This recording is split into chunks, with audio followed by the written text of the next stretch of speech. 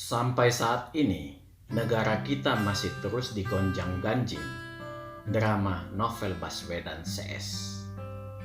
Memang agak aneh, kelompok ini mengaku sangat kompeten dan berkualitas, tetapi tetap ingin bercokol di KPK.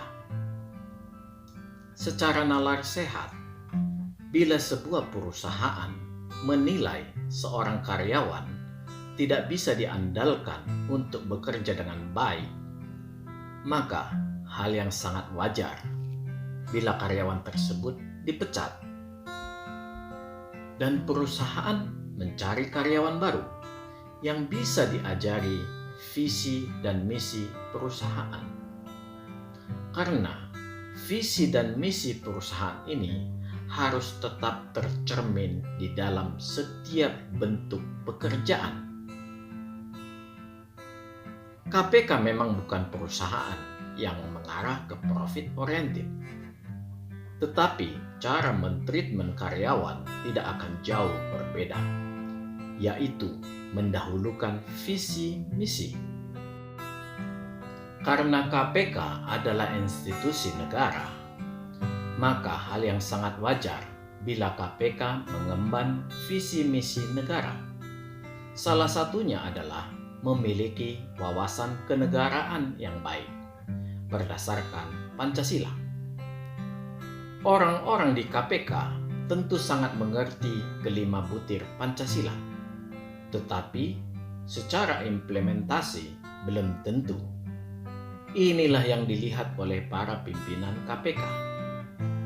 Aplikasi kelima sila itu tampak atau tidak di dalam setiap tindakan kerja nyata setiap pegawai. Ini yang menjadi dasar para pimpinan KPK untuk menjalankan tes yang sudah tertuang dalam Undang-Undang Alih Status Anggota KPK menjadi ASN. Sangat mudah sebenarnya melihat pelaksanaan butir-butir Pancasila ini dalam tindakan nyata bangsa Indonesia. Karena budaya Indonesia lah yang menjadi benang yang dipintal menjadi kelima butir Pancasila. Bila budaya ini sudah tidak terlihat lagi atau menjadi samar, maka bisa dipastikan telah terjadi pergeseran nilai budaya. Sudah barang tentu, soal tes juga tidak sekedar menanyakan butir-butir Pancasila lagi, akan tetapi lebih menyelidiki ke arah orientasi ideologi setiap karyawan. Dan hal ini memang harus dijalankan untuk menjawab tudingan keberadaan kelompok polisi Taliban di KPK.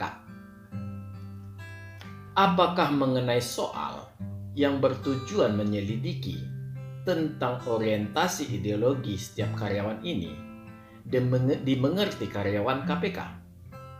Oh, sudah pasti sangat jelas mereka mengerti. Mungkin yang belum mengerti adalah karyawan-karyawan yang polos dan hanya bekerja dengan tekun dengan menjunjung kegagahan nama KPK. Siapa saja yang polos ini? Sangat sulit untuk dikatakan tanpa melalui sebuah tes. Karena kelompok polisi Taliban ini boleh dikatakan selalu ingin menguasai seluruh sendi sebuah instansi. Karena itulah harus dipastikan seluruh karyawan KPK harus dites. Hasilnya tidak terlalu mengejutkan, banyak yang gagal. Dan banyak juga yang mulai resah. Inilah yang ingin mereka coba mainkan. Ya, bermain-main dengan rasa empati bangsa Indonesia yang sangat kental dengan rasa adat Nusantara. Mereka, kalau perlu, menyeret semua elemen untuk turut bersimpati. Bahkan mereka mencoba bersembunyi dalam posisi mereka sebagai pakar atau tim yang sedang menyelidiki sebuah korupsi besar. Atau bisa juga dengan mengatakan ini sebuah upaya pelemahan KPK. Hei, itu rengekan cengeng yang tolol. Pahami. Sekali lagi, pahami. Tanpa KPK, Indonesia tetap berdiri dan dapat membentuk instansi atau badan yang serupa.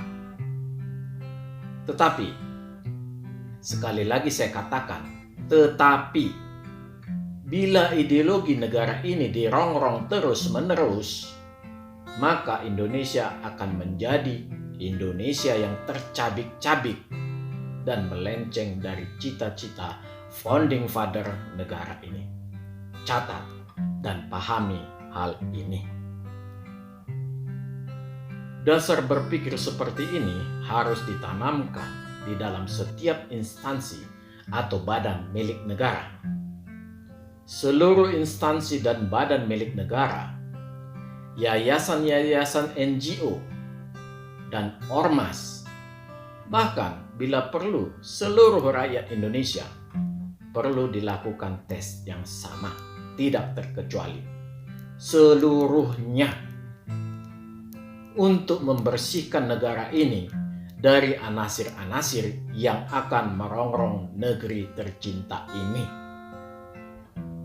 Indonesia yang kaya dengan budaya Nusantara ini, yang tidak setuju untuk dididik ulang atau dibina kembali, langsung dipecat dan dipantau pergerakannya, agar tidak menyebarkan ideologinya ke anak-anak bangsa. Sangat banyak tenaga pengganti yang berkualitas, ya dengan moral juga yang jauh di atas mereka.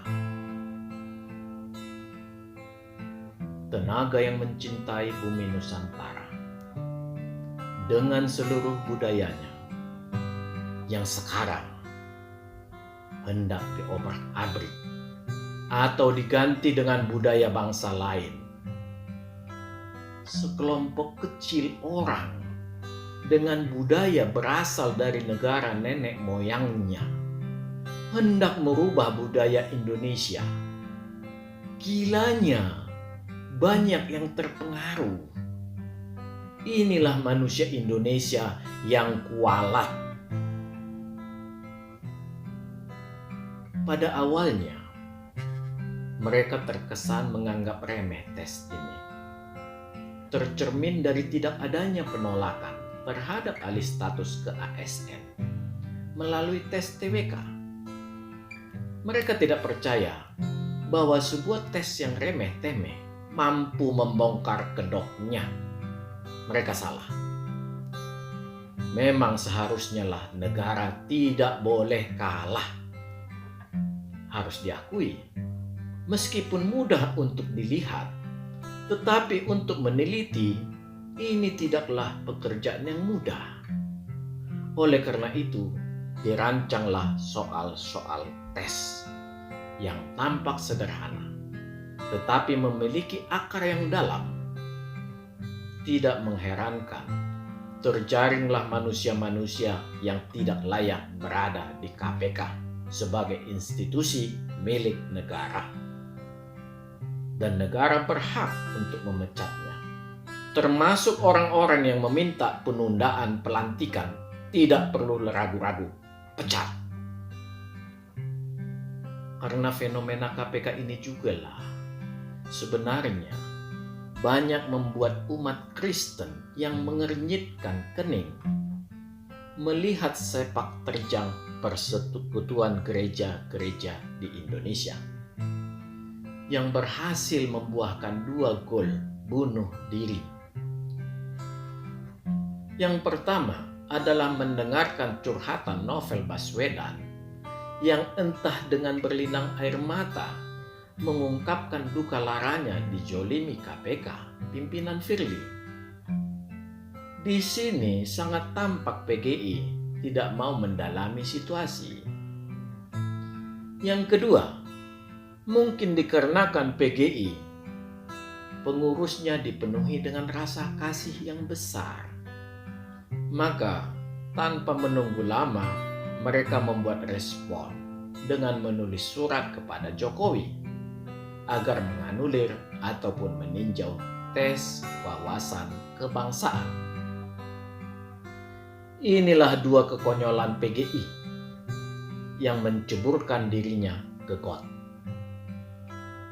Memang dari dulu PGI seperti kelompok orang yang kekurangan kerja,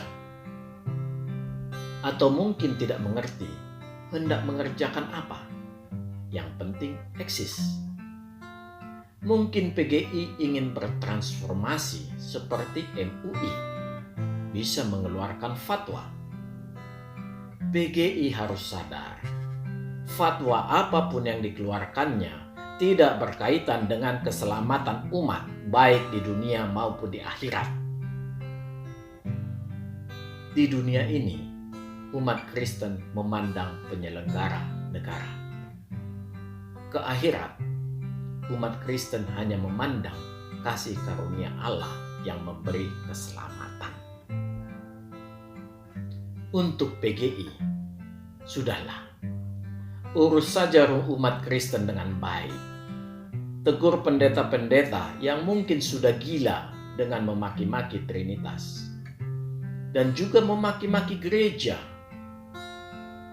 PGI adalah PGI, tidak akan berkembang dengan mengejar transformasi untuk memiliki fatwa. PGI akan berguna bila mampu menggembalakan para pendeta atau memeriksa sekolah-sekolah teologi yang tidak bernafaskan Kristen yang baik dan benar.